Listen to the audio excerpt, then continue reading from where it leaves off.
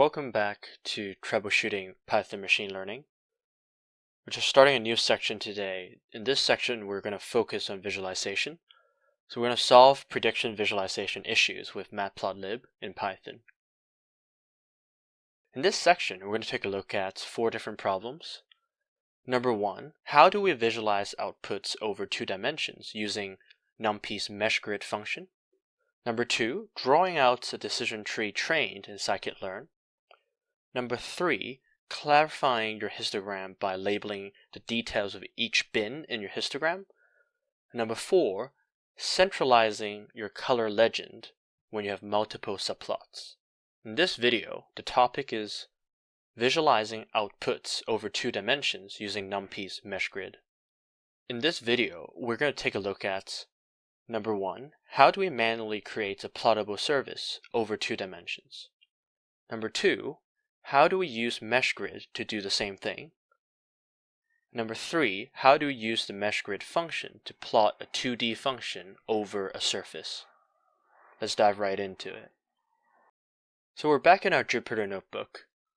Suppose we have a function that takes input from 2 different dimensions, i.e. we have 2 parameters in the function, and it computes one value based on the 2 parameters. A very simple example is if we define a function, say cosine 2 dimensions, where cosine is defined over x and y. So we say we return numpy.cosine x plus numpy.cosine y. Imagine you have this function, and you want, for example, to see how it looks like in a range of 0 to 2 pi. So if x is 0 to 2 pi and y is 0 to 2 pi, you can imagine that the x and y forms the Euclidean surface. You want to see how this function cosine 2d looks and how its value fluctuates over the surface, right? How do you do that plotting?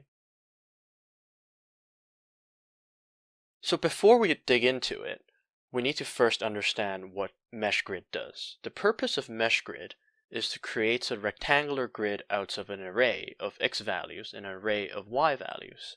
So for example, if we want to create a grid where we have a points at each integer value between 0 and 4 in both x and y directions, or 0 and 2 pi in our original problem formulation, to create a rectangular grid, we need every combination of x and y points.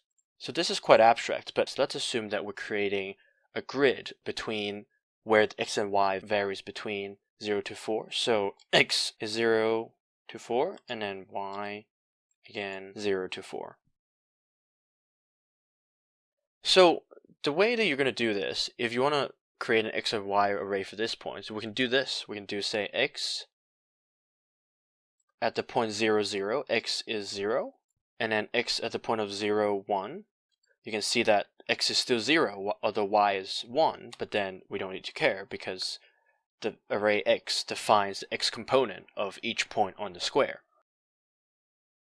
And so you can imagine where this is going.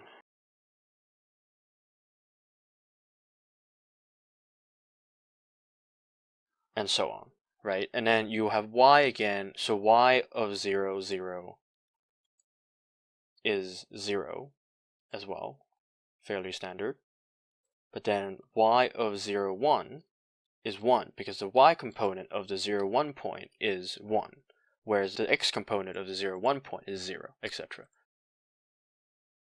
So if you list this out so that you have x from 0 to 4 and y from 0 to 4, you'll have 25 points, and your x and y matrices would look like the following. So you have an x matrix of rows of what the x values would be. And if you can imagine like a graph, like, this would be the x-axis of the graph. And then this would be the y-axis of the graphs, right? So, these would be the y-axis. You can see that, in combination, this point is 0, 0 for both x and y, and 0, 1 for x and y.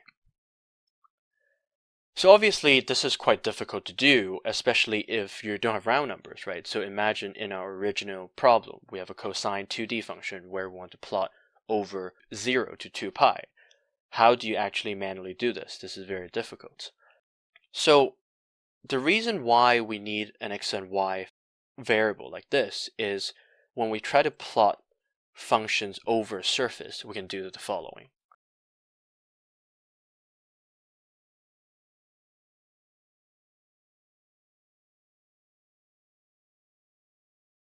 So what this does is it has plotted the dots in both x and y, so it has scattered x's and y's. So back to our challenge. The challenge is, because we've defined what x and y is here manually, we can't do this very scalably if there are a lot of data points or the data points aren't round integers. So what do? So we can use mesh grid. So the way you can use mesh grid is the following. So you first need to define what the x values are along the axis.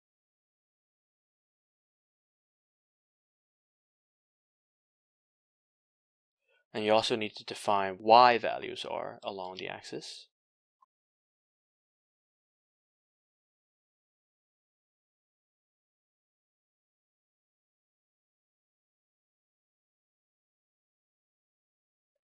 Now, when we call mesh grid in this way, we get the outputs of the x and y variables above automatically.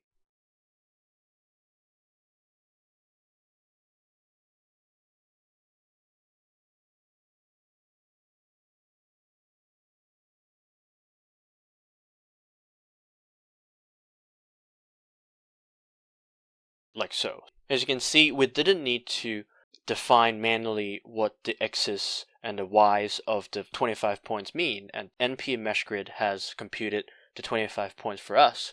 And also you can imagine that this is a very simple way for you to actually specify any range, including from 0 to 2 pi, to plot the function we have here. So let's see how this looks. So again, as we said, the task is to plot it in the linear space of 0 to 2 pi. So we have mesh grid again. And then we use numpy.linear space 0 to 2 times p.pi. And then we say we put 100 evaluation points. And then the same goes for our y-axis, right?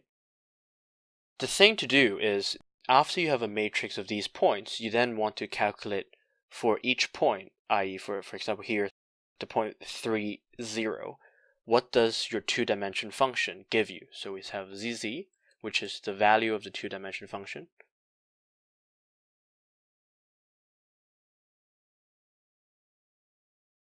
Let's plot what this cosine 2D value looks like over the surface.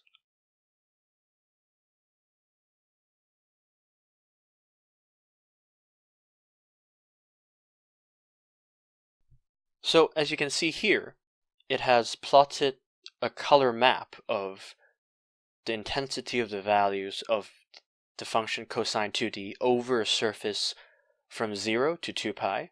We need to obviously spice up the graph and make everything look nice, but this is what it looks like if you plot the 2D function cosine 2D over x and y from 0 to 2 pi. And that's all there is to it.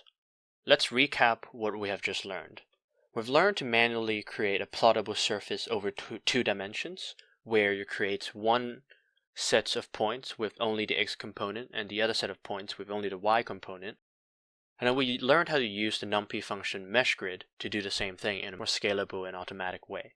We then used mesh grid's outputs to plot the values of a 2D function over a surface and then visualized it using a color map.